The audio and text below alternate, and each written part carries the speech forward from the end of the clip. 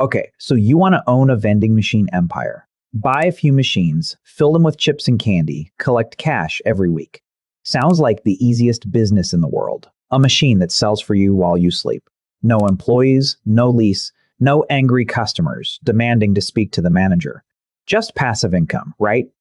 Except here's the thing, nobody tells you before you buy your first machine. Most vending machine owners make less per hour than a fast food worker, and a small number of operators are quietly clearing six figures a year for machines most people walk right past. The difference between those two groups is not luck. It's not even the machines. It's one thing, and we're going to get to it. By the end of this video, you'll know exactly what a vending machine actually costs to own and run, how the money really flows through a route of machines, why most first-time operators quietly quit inside 2 years, and what the operators making real money are doing differently.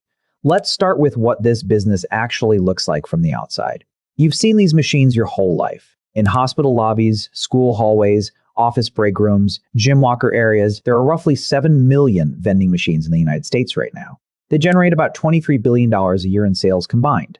That's not a niche. That's a legitimate industry, and unlike a restaurant, a vending machine has no cook, no waitstaff, no seating, and no hours. It just sits there and sells, which makes it sound bulletproof. It is not. So what does it actually cost to get into this? A brand new full-size snack and drink combo machine, the kind you see in most offices, runs between $3,000 and $6,000. A refrigerated drink-only machine is typically $2,000 to $4,000 new. If you buy used, you can find functional machines for $500 to $1,500. But used machines come with risk. Old bill validators that jam constantly, cooling systems on their last legs. No warranty, no support line. Most operators starting out buy 2 or 3 machines to begin. Let's say you spend $4,000 each on 2 good refurbished combo machines. That's $8,000 before you've sold a single bag of Doritos. Now you need a vehicle. Most operators use a cargo van or SUV to service their route. If you don't already have one, add another $10,000 to $30,000, new or used. Then there's the initial product inventory. Plan for $300 to $500 per machine to stock it fully at the start. So all in, 2 machines, a vehicle, and starting inventory puts you somewhere around $20,000 to $40,000 to launch. That's not nothing, but compared to opening a restaurant, a gym, or a retail shop, it's actually one of the cheaper businesses you can start. The real cost of entry isn't the machines, it's the location, and we'll get to why that's the whole game in a minute. Okay, so how do you actually make money with one of these things? The basic math is simple. You buy a bag of chips for 50 cents wholesale and sell it for $1.50. That's $1 of gross profit on one bag. A can of soda costs you 35 to 45 cents in bulk and sells for 1.25 to 2.0 Z, depending on the location. Water bottles cost you about 25 cents and often sell for 2.0 more. So gross margins on vending products typically run between 50 and 70%. That sounds incredible. But gross margin is not the same as profit. Not even close. Here's the whole business in one line. Volume times margin minus location cost equals what you actually keep. A machine in a bad spot might do $50 a week in sales. After product cost, that's maybe $25 to $30 in gross profit. After your time driving out to restock it, your fuel and any commission you pay the location, you might clear $10. $10 a week. That's $520 a year from one machine. A machine that cost you $4,000. You need almost 8 years just to break even. That's the trap. Now, flip it. A machine in a busy hospital cafeteria, a large factory floor, or a college dorm building can do $500 to $1,500 a week in sales. Same machine, same products, wildly different numbers. That's why location is everything, not the machine, not the snacks, the spot. So what's the stuff nobody actually warns you about before you buy in? Commission fees are the first one. Most good locations don't let you place a machine for free. They charge a commission, usually 10 to 25% of your gross sales. At a hospital, you might pay 20% commission on every dollar the machine takes in. That cuts your gross margin almost in half at busy locations. Some premium locations, airports, universities, large stadiums, charge flat monthly fees instead. Those can run anywhere from $100 to $500 a month per machine. Second, product shrinkage and expiration. Food expires. If you overstock a slow machine and the chips hit their date, you pull them and eat the loss. In the early days before you know your machine's actual velocity, this eats into margins fast. Third, Repairs and maintenance. Vending machines break. A bill validator fails and the machine stops accepting cash. A coil mechanism jams and a bag gets stuck, which means the next customer calls a location manager, who calls you, annoyed. A refrigeration compressor dies in summer and you lose an entire machine's worth of drinks to spoilage overnight.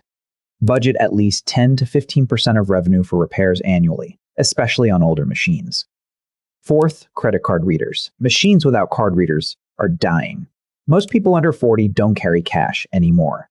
A cashless payment terminal costs $50 to $150 per machine, plus processing fees of around 5 to 8% per transaction, which eats further into your margin on every sale. But without one, your sales volume at modern locations will be visibly lower. Fifth, route time. This is the one that kills the passive income fantasy hardest. Every machine needs restocking, roughly once a week for a busy machine. Maybe every 2 weeks for a slower one. You have to drive there, unload product, restock the machine, collect and count cash, log the data, and drive to the next stop. With 2 machines in opposite corners of a city, that's half a day of your week. With 30 machines spread across a metro area, it's a full-time job with a van. Sixth, theft and vandalism. It happens more than you'd think. Machines get broken into, especially in locations with low foot traffic or poor lighting. And sometimes it's not random. Sometimes it's the cleaning staff. You have to factor in a small percentage of cash losses on every cash-heavy route. Seventh, location churn. The business that gave you a great spot for 2 years gets bought out, moves, or downsizes. Your machine goes from $800 a week in sales to zero. And now you're hunting for a new location. The best operators have a waiting list of spots. Most don't. So who's actually doing this well, and what does it look like in the real world? Let's start with someone you've almost certainly never heard of. Luke Perkins started with a single used snack machine in 2017 in a small office complex in Phoenix, Arizona. He paid $800 for the machine off Craigslist. It made about $80 a week. He reinvested everything, added a second machine 6 months later, and then a third. By 2020, he had 22 machines across Phoenix, mostly in gyms, auto dealerships, and mid-size office buildings. His gross revenue was approximately $280,000 a year. After product, commissions, vehicle costs, and maintenance, he was netting around $90,000. He has since documented this publicly on his YouTube channel. That's a real, reachable number for a solo operator. Now here's the bigger picture. On the far end of the scale, there are companies like Aramark and Canteen, which is owned by Compass Group. These are industrial-scale vending operators. Canteen alone operates hundreds of thousands of machines across the United States, primarily in corporate campuses, hospitals, and government buildings. They generate billions of dollars in annual vending revenue. Their model is about volume and contracts, locking in multi-year placement deals with large institutional clients. They're not your competition when you're starting out, but they prove the ceiling of the model. The middle tier, regional operators running 50 to 500 machines with a small team, is where a lot of the interesting money lives. Operators of that scale can clear $200,000 to $700,000 a year in revenue, with 2 or 3 employees and a good route structure. There's also a newer category worth watching: specialty vending. Vending machines that sell things other than chips and soda. In 2022, a company called Farmer's Fridge had over 700 refrigerated machines across the US, selling fresh salads, grain bowls, and fruit cups. Their machines average $400 to $800 a day in sales in busy airport and hospital locations. The margin is thinner because the product is perishable, but the average ticket price is much higher. A salad sells for $8 to $12, where a bag of chips sells for $1.50. There are also machines selling electronics accessories in airports, personal protective equipment in factories, beauty products in hotel lobbies, and cannabis in dispensaries in certain states. The model is the same. The product changes to match what the specific foot traffic actually wants. So how do people lose everything on this? There's one failure pattern that shows up again and again, and it's almost never about the machines themselves. It's about paying too much for bad locations. Here's how it usually goes. Someone buys 10 machines excited to scale fast. They can't get good organic locations because those take time and relationships to land. So they pay a vending location broker. Locators, as they're called in the industry, charge $200 to $500 per placement to find you a spot. The problem is, locators are paid to place machines, not to find you good machines. They'll put your machine in the back hallway of a dentist office with 12 employees. You'll collect $40 a month and wonder where your money went. Beyond bad locators, The second killer is scale without systems. Operators who grow to 20 or 30 machines without route management software spend so much time driving inefficient routes that their hourly rate drops below minimum wage. You end up busy all the time and barely breaking even. That's not a business. That's a job you bought. The third version of failure is ignoring the data. Every modern machine with a cashless reader generates sales data by product by day. Operators who ignore it keep stocking products that don't sell and run out of products that do. Waste compounds. Revenue drops. They quit. Okay, so what can you realistically walk away with at the end of the month? Let's run 2 real scenarios with actual numbers. Scenario 1, the small operator, 5 machines, part-time. You have 5 combo machines, mix of offices and a small gym. Average weekly sales per machine, $150. That's $750 a week total, or about $3,250 a month. Gross margin on product, 55%. So you keep about $1,790 after buying the product. Location commissions, averaging 15% of sales, minus $490. Credit card processing fees, roughly 6% of cashless sales, minus $120. Fuel and vehicle costs, minus $150 a month. Maintenance reserve at 12% of revenue, minus $390. Net profit, roughly $640 a month. That's $7,700 a year on 5 machines. If you spent $20,000 to set this up, you're looking at a payback period of about 2.5 years. And you're working maybe 15 hours a month on it. That's roughly $43 an hour for your time. Not bad for a side income, but not life-changing either. Scenario 2, the serious operator, 35 machines, full route. Now you've got 35 machines placed in high-traffic locations. 2 hospital complexes, a university, 3 large office buildings, a manufacturing plant. Average weekly sales per machine, $450. That's $15,750 a week, or about $68,250 a month in gross sales. Gross margin on product, 55%. So roughly $37,500 after product cost. Location commissions at 18% average on good locations, minus $12,285. Credit card processing at 6%, minus $2,475. 1 part-time route driver at $2,500 a month. Vehicle costs, 2 vans, minus $2,000. Maintenance reserve at 12% of revenue, minus $8,200.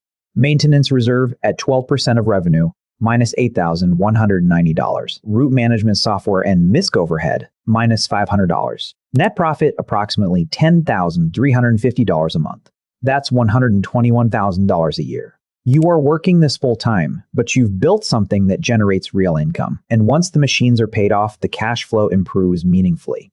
The machines in scenario 2, at $3,500 average cost each, represent about $122,500 in machine capital. At $121,000 in annual profit, you've paid the machines off in about 12 months. After that, the asset base is clear and every dollar of profit is yours. That's a business with real compounding potential. The operators who hit this level typically got there over 3 to 5 years. Starting small, reinvesting profits, upgrading locations, and optimizing routes obsessively. Here's what the most successful operators share. 1. They find their own locations through cold outreach, not paid locators. They walk into office managers, maintenance supervisors, and HR departments with a simple pitch. I'll place a machine at no cost to you, handle all restocking, and split a small commission. 2. They track data religiously. They know which SKU and which machine is selling fastest, what time of day, and what the restock frequency should be to minimize waste and maximize availability. 3. They optimize routes geographically. They cluster machines in a tight radius so a single route day covers everything efficiently.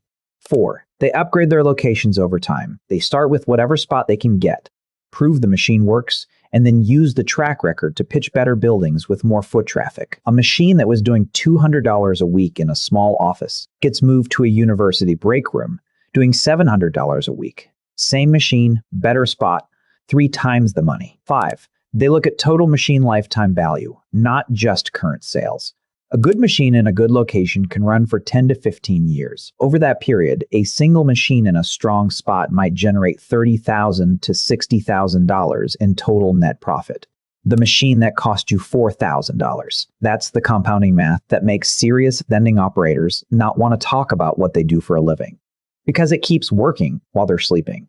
So here's the final picture. Vending machines are one of the few businesses where the equipment is cheap, the margins are real, and the only limit on scale is how many good locations you can find and service efficiently. The passive income version people imagine, drop a machine somewhere and check in monthly, is mostly a fantasy. The real business is active, data-driven, and built on relationships with building managers and location owners. But for operators willing to work the route, track the numbers, and upgrade their location mix over time, the math actually works.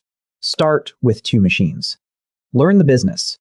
Reinvest every dollar. In 5 years, you could have 40 machines generating 6 figures a year. Or you could have 2 dusty machines and a dentist office lobby, collecting $30 a month and a lingering regret about that $8,000 you spent. The machine doesn't decide which one happens. You do.